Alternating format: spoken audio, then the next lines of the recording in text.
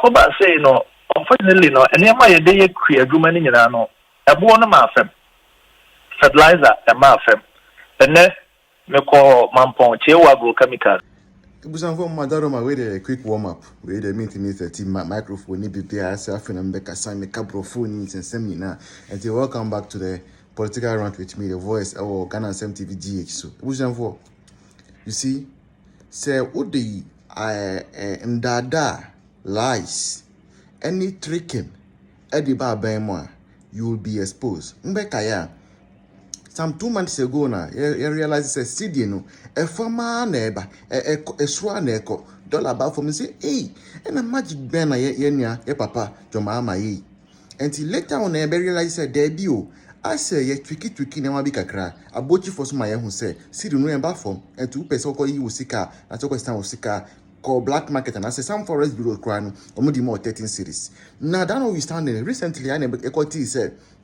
Sana buying the 1.4 billion US dollars be and it share forex mo enuntina see they know I appreciate it sir. Now that is gone. They say rice farmers they are talking now.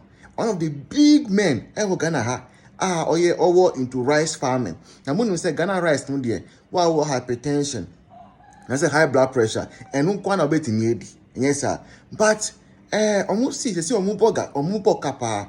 I don't know omuboka because John Domani Mahama. AyEka namanama wa affect forex no. Wa affect you no. After you see by force obi bia or any business bia no until the sikaso. Bankofo be ma yan said. Say omutis kanu so a ombeboka omumbebre because fertilizer board and other stuff no is still high. If you think I'm the one saying it, if you think I'm lying, please listen to this interview that this man called Obi live on radio to say, and let me know what you think about it. See you in the next one. Good afternoon, Obi. Aha, now why in the pacho? The friend of Kwabena Mufa, Mikasa or Asante Agona. Oh, Kwabena Mufa, Asante Agona. Eh, me am a Kwabena Mufa. I am a Mansan for a Mansan for Kwabena Mufa Koko. No, Charlie, we brutal. Na Bibia Boko. Obi, Bibia and Sadania Bokosa. Assemble Naba.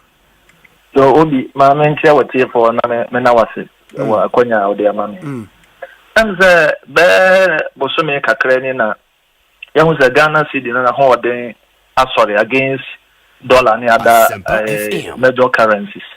About Ananze, Nidia Bagana, say, we are. I say, and they might be swat to take which is good.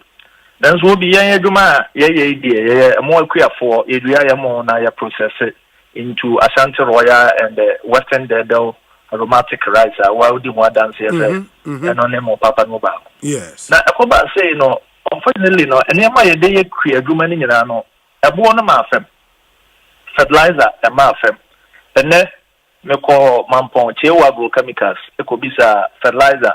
MPK Bono, it ranges between 450 to 550. Urea is averagely around 400. Other chemicals, as one say, seed, crowd any bono akosoro, a 650 to about 700. Asempa enterprise seed. Obi wa kumase habi animo. Osha tractor servicer, obi abono mafem. They are still charging the normal charger that one. Then so now say, bibi abese rimu AyEka. Denaya intino, and more importing in a bono abafem kakra. Into be a map force or bedina Ghana queer for Tintina, yes, yanti yamo boss. Yes, economics and a costing am yet we are. The cost of production will be so air costro. But we are being forced to say a bonus because the Brunei monona higher standard. Obi to make sense where the Quran is there. And Crophobia could far more for a butcher about what Ghana ding up to so. Now, quite and also a Ghana more. Yes. Then so Ghana more, and I'm so much the Ghana ding up to 20. Obia Kasa now make a reference to Sa a mono Mukura Ghana dino, then so Ghana mono. It will be say, I acquired the ama more queer for you now. Yaboka Adriamui. It was here, Tonwa. Yes, say and so. One is not of because. Edinomo emu efrebu tira bano emu ono so atiama ekofasa moaba obi we asem kase efiri say ya reya nipa bebre adwuma ebegu. Yeah, but that's a serious. Not say abrochire mu na eba no CD no ahoɔden na apagya ne ntiama abrochire mu na boa na yefo. Sanete.